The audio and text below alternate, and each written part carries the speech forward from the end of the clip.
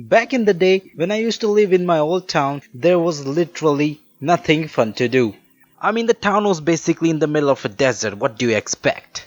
No McDollan, no water parks, no laser tags to marinate people. Did I say marinate? No zombie hordes to kill. So if anyone proposed a fun idea, you know what? I was just thinking, maybe we should. Amen. Oh no, I would just. Amen. My genius classmates decided with themselves that it'd be fun to play cricket in the early Sunday mornings. Amen. And by early, I meant really early. Even the roosters were drooling. Anyways, they decided and it was fixed. If you don't know what cricket is, it doesn't matter cause I wasn't any good at it. Everything would have been going great if I was able to wake up early, which I obviously wasn't. Top 10 hardest anime decision of all time. But my body was going through a tough time, puberty.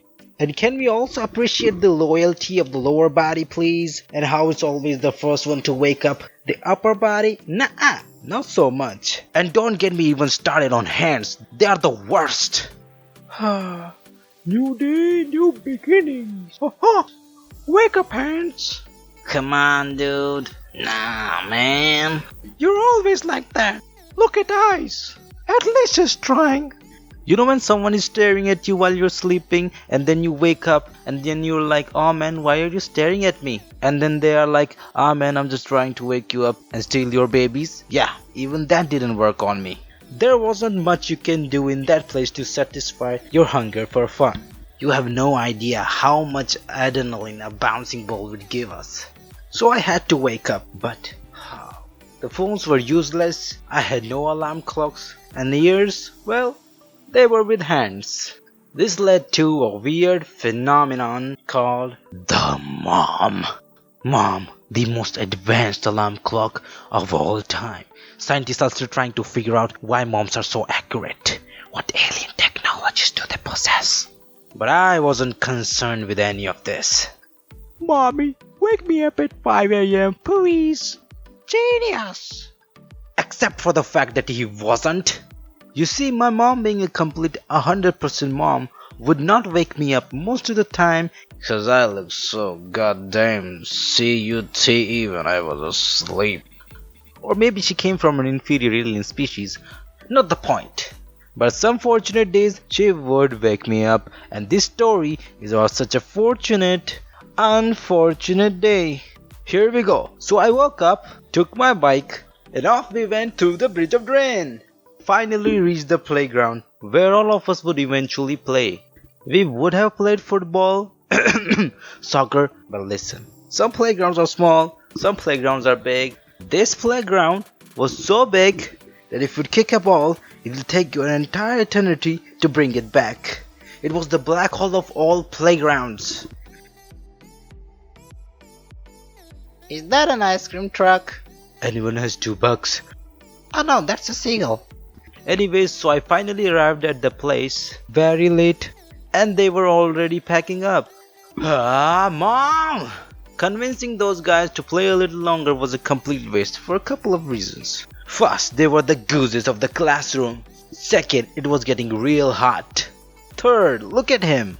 Last, that no genius person would have the balls to tolerate such a weird dumbass kid in such a god-awful hot weather. Come on man, just a little bit.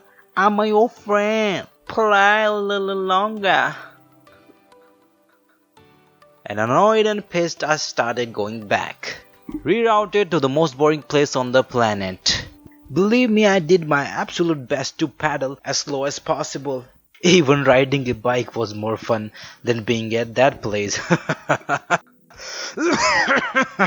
And through the Bridge of Drain we went again. Has it ever happened to you that you're so bored that your brain turns into a goat? I mean, you're still doing what you're doing, just not aware of it, you know, like a goat. And being the absolute my brain that it was, it started making sense and started making nonsense. That's nonsense. And in no time I was riding my bike from the back seat. I I was dangerous, a man without a conscience, a threat to mankind. Luckily, no one was injured. Except my neighbor's bike. While riding so stupidly, I almost crashed into my neighbor's bike. Wait, what?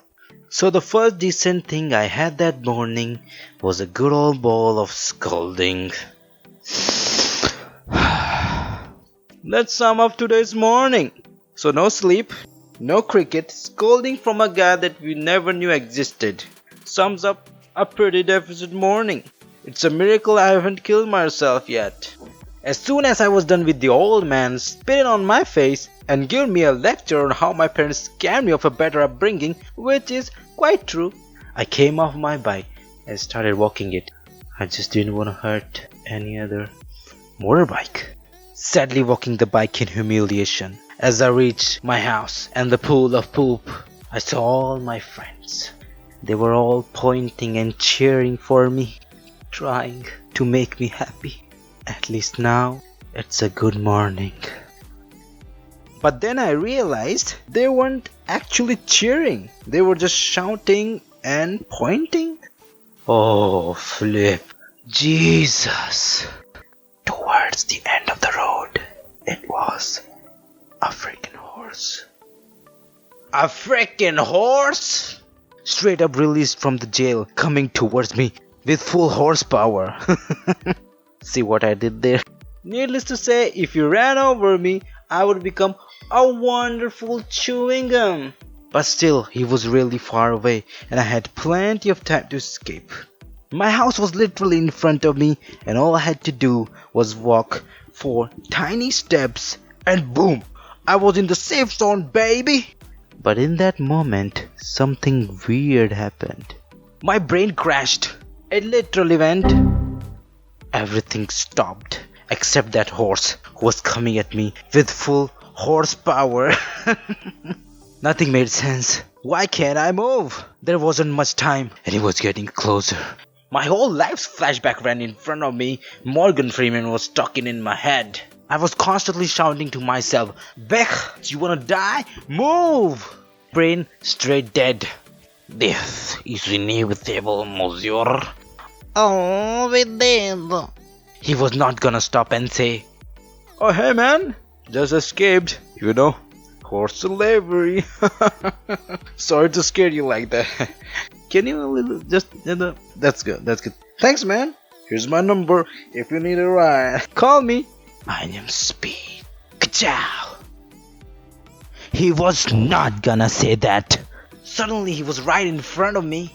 No, enough. Shook myself, threw my bike away and jumped in the alley on my left. Yes, it was that easy. As soon as I jumped, he ran over my bike, completely wrecking it. You heartless monster. Still shocked as to what happened, I saw everyone. They were crying for me. But then I looked closely again. They weren't actually crying. They were just pointing and laughing. So everyone's laughing stock as well. Great. The best day of my life. I can't believe I die hard in my own death.